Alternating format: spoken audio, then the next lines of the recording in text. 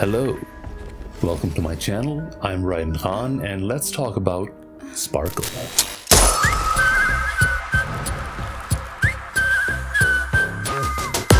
I'll take a moment in any drama. So before taking a deep dive into Sparkle's kit, let's talk about what Sparkle is and what she's all about. Sparkle is insane in every sense of the word. She is a hyper buffer who supports hyper carry style teams, allowing your damage dealers to deal tons of damage. Sparkle serves as a crucial support unit, particularly beneficial for damage dealers who are reliant on skill points. What makes her unique is her innate ability to generate skill points while providing an array of damage buffs and also forwarding a damage dealer's action, making her an invaluable support. Sparkle is ideal for hyper carry units like Dan Heng Inhibitor Lune, Xingqi, as long as they are skill point hungry units who thrive in an abundance of skill points and benefit tremendously from damage buffs. Sparkle excels in providing additional turns and generating skill points, ensuring that these skill point hungry hyper carries can unleash their full potential, quickly dealing with multiple enemy waves. As for speed tuning, without going into complex details, aiming for 161 speed for Sparkle is an excellent choice, because it works well with slow DPS units like Dan Heng Inhibitor Lune, as well as Xingqi. Moving on, let's take a look at Sparkle's kit, her skill, her ultimate, her talent, and her technique. Skill, Dream Diver, enhances the crit damage of a single ally by 12% of Sparkle's crit damage, plus an additional 27%, with the effect lasting for one turn. It also propels the ally's action by 50%, though this does not apply when Sparkle uses it on herself. Ultimate, the hero with 1,000 faces, recovers 4 skill points for the team and grants Cypher to all allies. When Cypher imbued allies activate the damage boost effect from Sparkle's talent, each stack further amplifies the effect by 6% for 2 turns.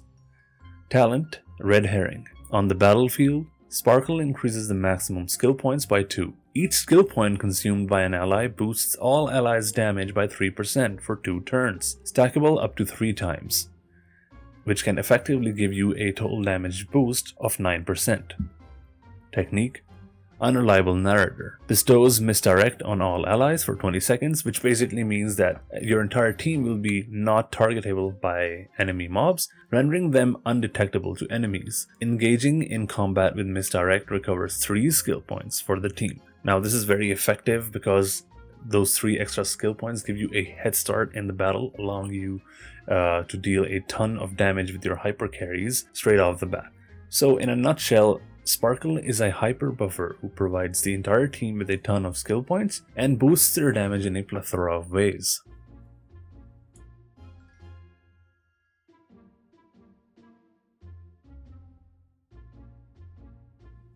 Looking at Sparkle's traces, we have Almanac. Basic attacks regenerate an additional 10 energy, a nice little quality of life improvement to her basic attacks, even though you won't be using it very often since you will prioritize using her skill. When you do need that little bit of energy to get her ultimate back, these basic attacks are gonna be very helpful with this trace. Next we have Artificial Flower. The skill's crit damage boost effect lasts until the target's next turn begins. A very nice little upgrade right there. Then we have Nocturne. Increases all allies' attack by 15%. With 1, 2, or 3 quantum allies in the team, quantum type allies' attack is further increased by 5, 15, or 30%, depending on the number of quantum allies you have in the team. So this is directly buffing up a mono quantum team. So if you're running a team with, suppose, Xingqi with quantum supports, this is going to be very, very helpful. And in a nutshell, these traces add a quality of life addition for Sparkle's kit that enhances her damage buffing capabilities.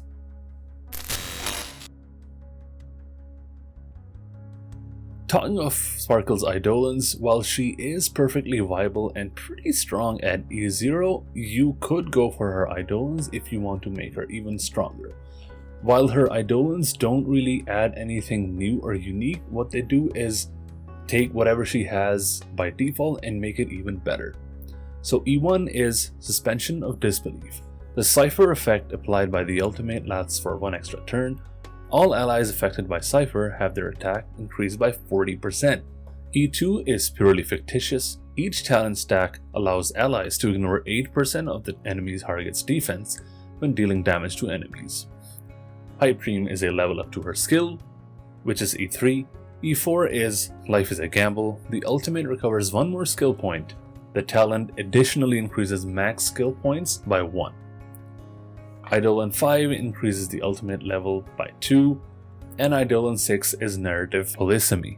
The crit damage boost effect of Sparkle's skill additionally increases by 30% of Sparkle's crit damage, and when she uses her skill, the crit damage boost effect will apply to all allies currently with Cypher. When Sparkle uses her ultimate, this effect will spread to all allies with Cypher should the allied target have the crit damage increase effect provided by the skill active on them. Moving on, let's talk about Sparkle's Relics. Relic sets, what sets are viable, what kind of stats you need. And before we proceed, let me tell you guys that there is a plethora of sets that are viable for Sparkle, and that is particularly because I think the right stats on Sparkle are more important than the right relic sets. Even though I would recommend trying to finish the right sets, I think it is more important to get the right stats. That said, for a body piece, you should look at crit damage. For boots, you should look at speed boots, defense/HP sphere because it's a support, so you need more survivability, with crit damage and speed substats, alongside an energy recharge rope as a priority. Preferred sets would include a 4-piece Messenger of Traversing Hackerspace. It enhances connectivity and mobility.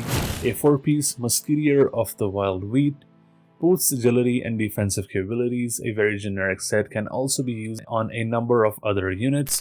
Or a 4-piece Eagle of Twilight line offers strategic advantages in Twilight conditions, action forwarding, and whatnot.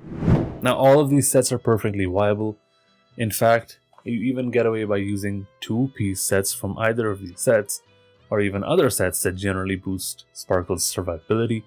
However, achieving the target speed and focusing on crit damage in substats is more crucial than completing specific sets, as I before mentioned. For the 2-piece planar ornament sets, you have a bunch of options, which includes Broken Keel. It increases effect res by 10%, boosting all allies' crit damage by 10%. When effect res is 30% or higher, it is a great option for any Harmony support, honestly, but does require some effect res to be acquired on the character using it. Next, you have the Penacony Land of the Dreams set. Enhances energy regeneration by 5% and increases damage by 10% for allies of the same type as the wearer. And an excellent option for mono-quantum teams or teams that have a quantum type hybrid carry. Even though I would not prefer this over Broken Keel, then you have Fleet of the Ageless. Boosts the wearer's max HP by 12% and all allies attack by 8% when wearer speed is 120 and higher. And lastly, we have Sprightly Wandback. Increases energy regeneration by 5% and advances the wearer's action by 40% immediately upon entering battle when speed reaches 120 or higher. Now, all of these sets are viable options, but remember, once again, you should be prioritizing right stats more than set bonuses. Of course, if you can do both, that is how you can maximize Sparkle's potential. Lastly, let's talk about Sparkle's Lightcone options. The good news is that there is a plethora of F2P Lightcones that Sparkle can use. Her best Lightcone, however, is obviously her signature Lightcone, Earthly Escapade, which significantly boosts crit stats for herself, subsequently providing massive damage buffs to the entire team, based upon the number of skill points recovered by Sparkle herself. If you want the best possible Lightcone for her, this will be it. That said, let's take a look at some great F2P options. So we have Past and Future, further amplifies Hypercarry's damage, accessible via the Forgotten Hall, a very powerful Lightcone which can be obtained very easily and can also be refined pretty easily. And then we have Dreamville Adventure. This is a new Lightcone that was introduced in the Penacony patch. It buffs Carry's basic attack, skill, or ultimate based on Sparkle's actions. A great F2P choice, which is also from the Forgotten Hall. Even though using it might be a little clunky, it's a great option nonetheless. Then we have the good old Dance Dance Dance Lightcone. It helps you to consistently advance the entire team's action, aiding in faster wave clearance, being in one of the best options for fast clearing MOC, and waves of enemies in other battle modes as well. And then we have Planetary Rendezvous, especially effective in mono-quantum teams because it boosts quantum type damage in Sparkle's case because she is quantum type, and Planetary Rendezvous basically boosts whatever type of damage the user has to the entire team. Lastly, we have Carve the Moon, Weave the Clouds, provides versatile buffs to the entire team, albeit only obtainable through the Battle Pass.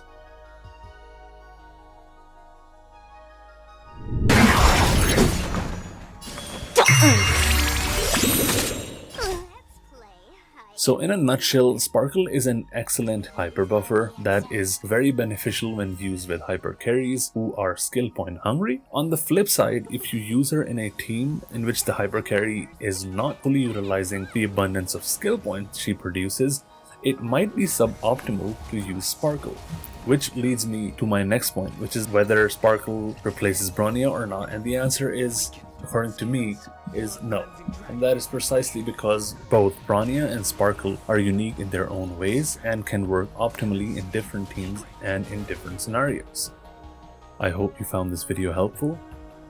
If you found this video helpful, give it a thumbs up and consider subscribing. I'm Raiden Khan, and I'll see you next time.